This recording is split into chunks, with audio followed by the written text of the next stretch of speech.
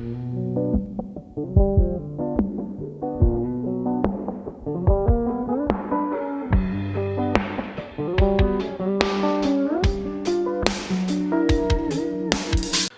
friends, it's been a while, I know, since I last uploaded the tutorial video, but I was extremely busy. I promise I'm going to be uploading more often from now on. And for today I'm going to start a series called Essentials, and the first one is going to focus on the matter of notes on your fretboard, because let's face it, most guitarists don't know their notes on the fretboard. They usually rely only on tabs and whatnot, and it's extremely important, as every musician does and knows, that you know your notes on your fretboard. So imagine that you have like 6 small pianos maybe. These are your strings. The strings from the 6th to the 1st are labeled as E, A, D, G, B and E, and on each one of those we have a number of frets, and wherever we press a fret, this brings us a different note as a sonic result. So for example, when I'm on the A string, the 6th string, and I play the open string, it's gonna be an open E, an E note. If I press the first fret on this, it's gonna sound like an F. If I go to the 2nd fret, it's gonna sound like an F sharp, etc, etc. And many of you might already know this stuff, so bear with me because it's gonna get more interesting in a matter of a few seconds or minutes. One very popular way to know the notes on your fretboard is exactly this, that you make a mental map of a sort and identify the notes to each one of your frets.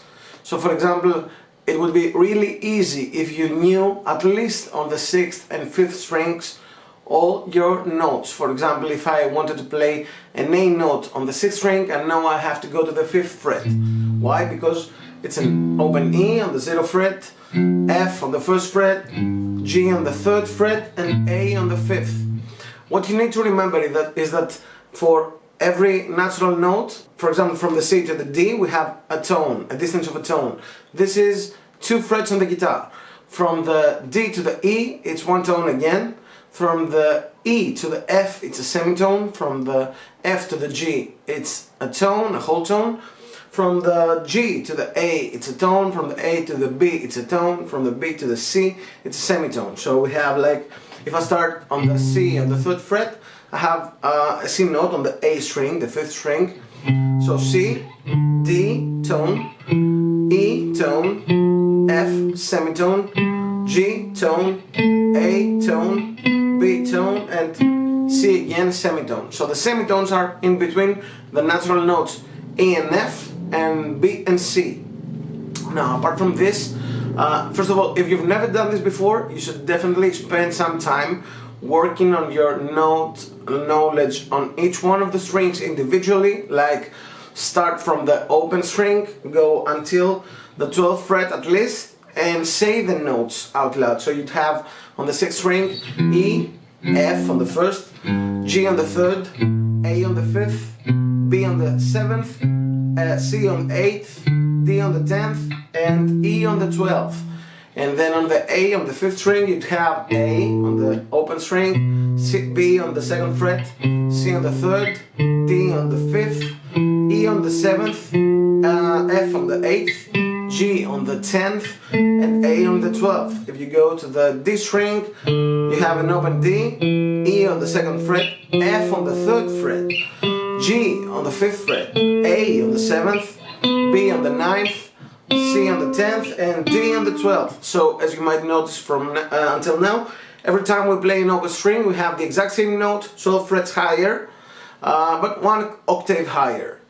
And you should do the same for the rest of your notes, and I'm gonna upload a PDF file in this video so that you can freeze it and maybe take a screenshot or something and have all the notes on all the strings, at least the natural notes, so that you remember them. And afterwards, when you've learned that, if you spend some days or weeks, I don't know, you should also be able to do the same thing from the 12th fret back to the open string each time. So like this, for example, on the 1st string we have E, D on the 10th, C on the 8th, B on the 7th, A on the 5th, G on the 3rd, and F on the 1st fret, and the open E again. I was taking E minor, so I played the F sharp, but don't mind that. So after you spend a few days or weeks on this one as well, and you know your notes laterally on each one of the strings, the next step is what we call the caged system. And this is a system that allows us to divide the fretboard into 5 different areas where we can find the same note without moving our hand. So for each one of those areas you always have 2 or 3 same notes on the specific area of the neck. And usually each one of the shapes is connected to the one next to it. And usually when I teach this in my lessons, I've usually already taught my students the open chords, and this is a good starting point for people to understand it more easily.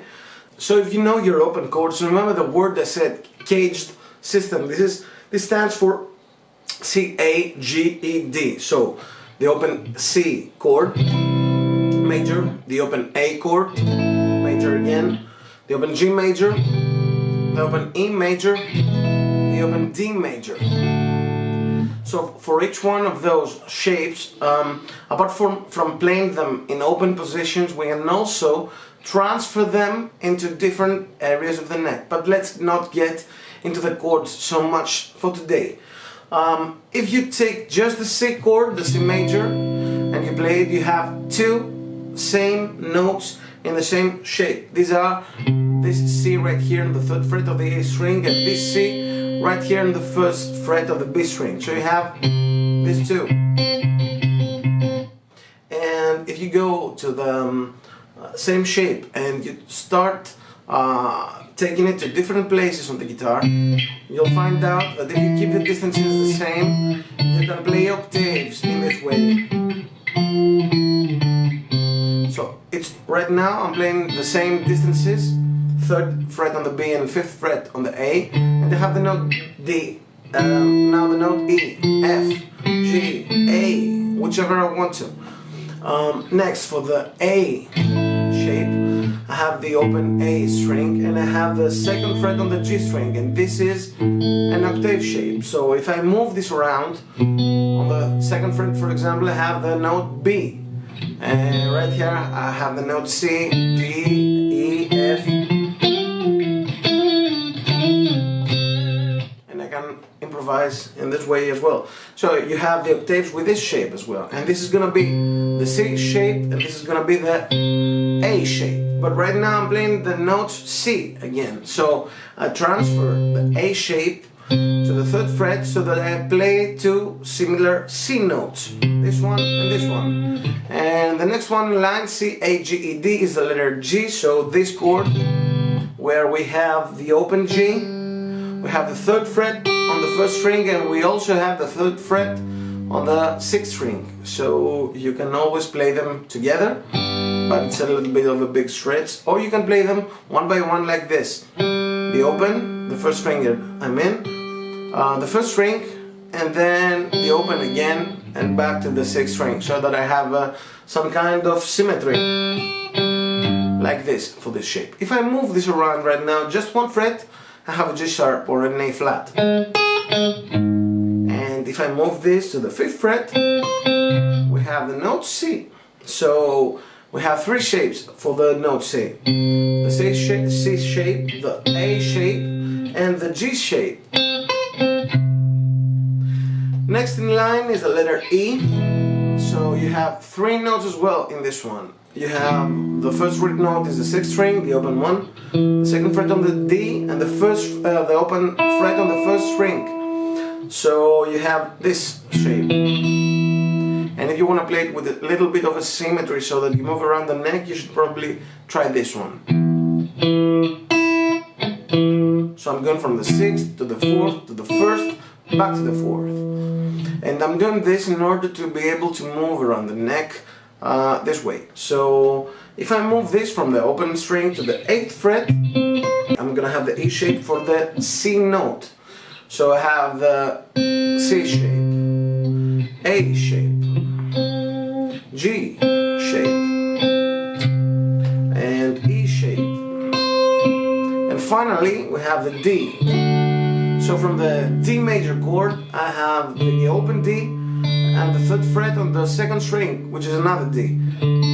So this is an octave from the 4th string. If I move this around one fret, I have the D sharp or E flat.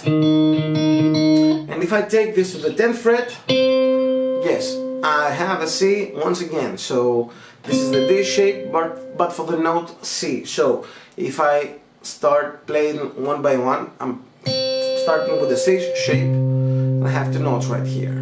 Then from this note I'm using this as a pivot, and I'm going from the same one to play the A shape. And from this one, the final note, the one which is closer to the bridge, I'm going to the next shape, which is the G shape. And from the point that I finished, I'm gonna use this as a pivot and put my index finger there and play the E shape. And from the 3rd finger, right now I'm gonna put my index right here on the 10th fret, and I have the C shape. And if I place my index on the pinky, guess what's gonna happen? I'm gonna have the same position that I started from on the C shape right there on the 1st and 3rd frets, but this time 1 octave higher. So I have the C right here and the other C is here. So it's the same as this one. And if I put this together, it's gonna sound like this. And if I want to, I can keep going as much as I need to. So after you learn the C note very well, you should probably start playing all the notes. Now, one method I usually use with my students is a circle of fourths, but let's not get into that right now. You can study the 12 notes in semitones. Start with the C from this shape. Always start with the one which is lower on your fretboard, meaning the one that is closer to the nut. Not the lower in pitch, but the one that is closer to the nut, so that you cover the whole fretboard. And you can always go backwards as well, but at least start with this way. So after you play the C, you could go to the C sharp. It's the exact same pattern. You can go to the D, and if you want to, you can start below this shape. The one before it is, remember the letters C, A, G, E, D. After the D, the next one is the C again. So right now I'm at the C shape. Doesn't matter that I'm playing the D note. Before the C shape is the 5th one, the D. So if I play the open D, I have this shape, and I can go on with the C shape, A shape, G shape, E shape, D shape again. And then if I move on to the D sharp or the E maybe, and if I play the E, I can always start before this one. What do we have? We have, this one is the D shape. Before it is the E shape. I can always play the open E. So the open E, 6th string, 2nd fret on the 4th string, open E, the high, the first string, back to the 2nd fret, and then after I play the E shape, I'm going to the D shape, C shape, A shape, G, E, and finally the D again. So move that 1 fret higher and you have the F.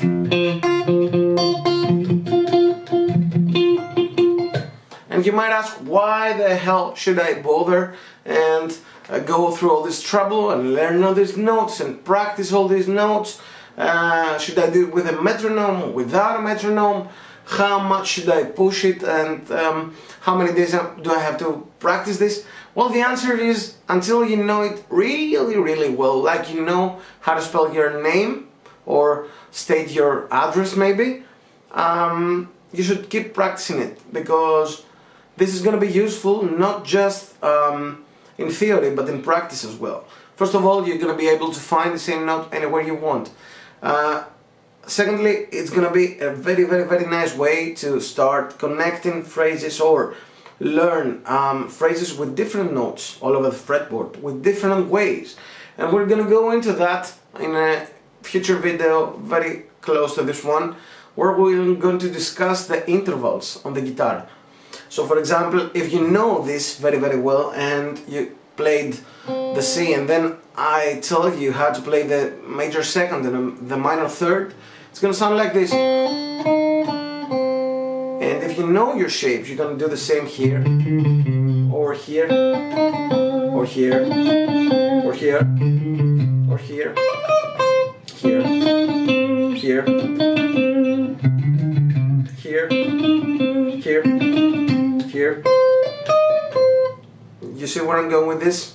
And this is a key way to be able to express yourself, because you're gonna be able to find the notes that are in your head, to navigate the fretboard and state what you have to say with your musical improvisations, or the pieces you might be writing, or you're gonna be able to understand what you're playing when you're trying to learn a new song or a new riff or anything, and find out why it sounds the way it sounds. The key is to analyze everything. So I hope this was useful. Take it into practice. Let me know if you have any questions about it, any doubts about it. Let me know if I could specify anything more regarding this subject. But you know, when you're doing YouTube lessons, it's a little difficult to be able to talk about a subject and everybody can understand you, because you don't know who's watching and what's the level of knowledge and experience of each player that might be watching. So I'm trying to do it as simple as possible, but feel free to share any notes or requests that you might have. Let me know if you find it useful in the comment section. And also, I know it sounds very cheesy, but remember to subscribe, hit the like button, leave comments and engage, because this is gonna give me more willpower to keep doing these videos for you for free. So that's it for the day. Hope you liked it. I'll see you all soon. Take care.